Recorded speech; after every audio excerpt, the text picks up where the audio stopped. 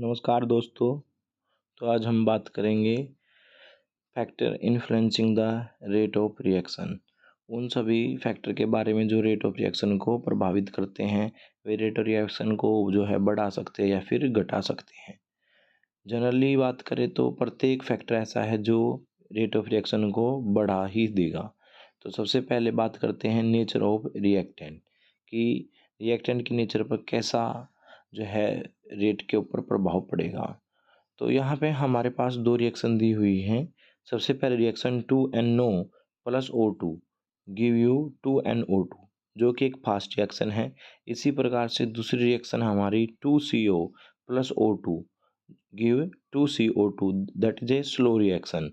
तो देखने में दोनों रिएक्शन एक जैसी लग रही है कि एक जैसा ही रेट होगा, परंतु ये एक रिएक्टेंट के ऊपर डिपेंड कर रहा है कि कोई रिएक्शन फास्ट होगी या फिर स्लो होगी। NO वाली रिएक्शन है वो फास्ट हो जाएगी, जबकि इसके कंपैरिजन में CO वाली रिएक्शन जो है वो स्लो रहेगी। सेकंड फैक्टर हमारा है concentration of reactant. Greater the concentration of the reactant, जितनी ज़्यादा कंसंट्रेशन होगी उतना ही फास्ट हमारा रिएक्शन होगा। जैसे एग्जाम्पल के लिए, जब हम किसी भी मेटल को एक डाइल्यूट सल्फ्यूरिक एसिड या किसी भी डाइल्यूट एसिड से रिएक्शन करते हैं तो रिएक्शन थोड़ी स्लो होगी।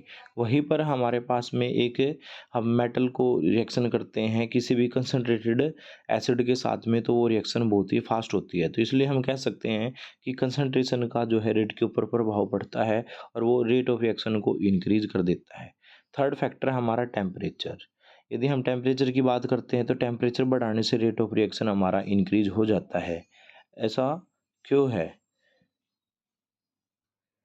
ऐसा इसलिए है, जब भी हम टेम्परेचर को इंक्रीज करेंगे तो उस समय जितने भी रिएक्टेंट के पार्टिकल हैं उनको काइनेटिक एनर्जी मिल जाएगी, और काइनेटिक एनर्जी के मिल जाने से अब वे मोशन में हो जाएंगे, और मोशन हो जाने की वजह से एक दूसरे के साथ में कोलिजन होगा, और कोलिजन होते ही हमारी जो है रिएक्शन इंक्रीज हो जाएगी, रिएक्शन का रेट जो है वो बढ़ जाएगा। उसके बाद हम बात करते हैं नेक्स्ट फैक्टर की। नेक्स्ट फैक्टर है सरफेस एरिया। तो सरफेस एरिया की जब बात करते हैं तो greater the surface area faster will be the reaction. For example, हमारे पास हम एक बीकर लेते हैं, उसमें हम क्या करते हैं, एक रिएक्टेंट को डालते हैं जो कि एक बड़े पार्टिकल की फॉर्म में है, लार्ज पार्टिकल की फॉर्म में है, हमने उसको पाउडर नहीं किया। इसी प्रकार से हमारे पास दूसरा बीकर है और उसमें हमने जो है जो रिएक्टेंट को डाला वो क्या है, थोड़ा पाउडर करके डाला।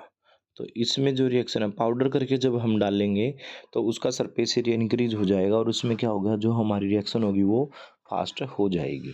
तो इसलिए हम कह सकते हैं कि greater the surface area faster will be the reaction, और रेट ऑफ रिएक्शन हमारा इंक्रीज हो जाएगा। उसके बाद हमारा नेक्स्ट फैक्टर है प्रेजेंस ऑफ कैटलिस्ट। तो कैटलिस्ट वो सब्सटेंस होते हैं जो कभी भी अपने आप तो खुद जो है रिएक्शन में डायरेक्टली पार्टिसिपेट नहीं करते। डायरेक्टली पार्टिसिपेट मतलब कि उनके जो है स्ट्रक्चर में या किसी भी प्रकार की प्रॉपर्टी में चेंज नहीं होगा, परंतु वे रेट ऑफ रिएक्शन को बढ़ा देते हैं।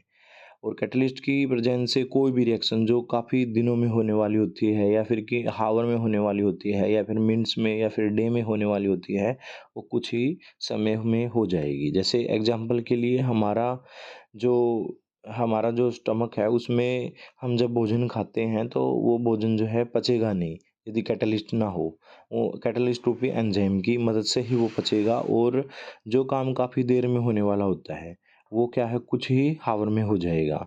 यदि हमारे पेट में एंजाइम ना हो तो ये जो भोजन हम खाते हैं वो काफ़ी दिनों तक पचेगा ही नहीं, परंतु एंजाइम की मदद से वो जो है भोजन कुछ ही जो है हावर में पच जाता है। उसके बाद में हम नेक्स्ट फैक्टर की बात करते हैं तो हमारा प्रेजेंस ऑफ रेडिएशन। कुछ रिएक्शन जो हैं वो सिर्फ लाइट की प्रेजेंस में ही होती है, जैसे फोटोसिंथेसिस।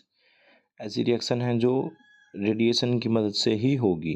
तो इसलिए, और जब भी रेडिएशन की मदद से होगी वे क्या होगी, रिएक्शन फास्ट या स्लो उसके ऊपर डिपेंड करेगा। तो ये हमारे जो फैक्टर थे मेन, जिनके ऊपर जो है हमारी रिएक्शन जो उसका रेट है वो प्रभाव जो है पड़ता है। तो यदि हम बात करें, एक हमारे पास अलग से फैक्टर है जिसका नाम है प्रेशर।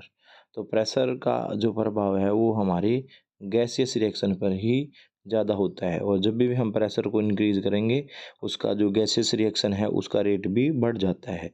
तो रिकैप करते हुए सबसे पहले सबसे पहले है नेचर ऑफ रिएक्टेंट। तो अलग अलग रिएक्टेंट के ऊपर डिपेंड करेगा रिएक्शन फास्ट होगी या स्लो होगी। सेकंड है हमारा कंसंट्रेशन ऑफ द रिएक्टेंट, कि जितनी ज़्यादा कंसंट्रेशन होगी उतना ही हमारा फास्ट रिएक्शन होगा। थर्ड हमारा टेम्परेचर, जब भी हम टेम्परेचर को बढ़ाएंगे रेट ऑफ रिएक्शन इंक्रीज होगा। और उसके बाद है चौथा हमारा surface area, greater will be the surface area, faster will be the reaction. और उसके बाद है प्रेजेंस ऑफ कैटलिस्ट, बहुत सारी रिएक्शन जो कैटलिस्ट की प्रेजेंस से होगी, और कैटलिस्ट जो है रेट ऑफ रिएक्शन को इंक्रीज कर देता है। उसके बाद में हमारा नेक्स्ट फैक्टर है प्रेजेंस ऑफ जो रेडिएशन, और रेडिएशन की भी बताई कि कुछ रिएक्शन सनलाइट में ही होगी। ऐसे ये सनलाइट या सिर्फ लाइट में ही होगी। एक ऐसा ही एग्जांपल हम यदि बात करें तो AgBr का ब्रेकडाउन होना। तो AgBr जो है वो हमारा ब्रेकडाउन होगा Ag प्लस में Br2 में, वो भी जो है हमारा सनलाइट में ही होगा। और नेक्स्ट फैक्टर जो सेवंथ फैक्टर है वो हमारा प्रेशर। वो प्रेशर जब भी इंक्रीज करेंगे रेट ऑफ रिएक्शन ज़्यादातर गैसेस रिएक्शन का इंक्रीज ही होगा। Thank you.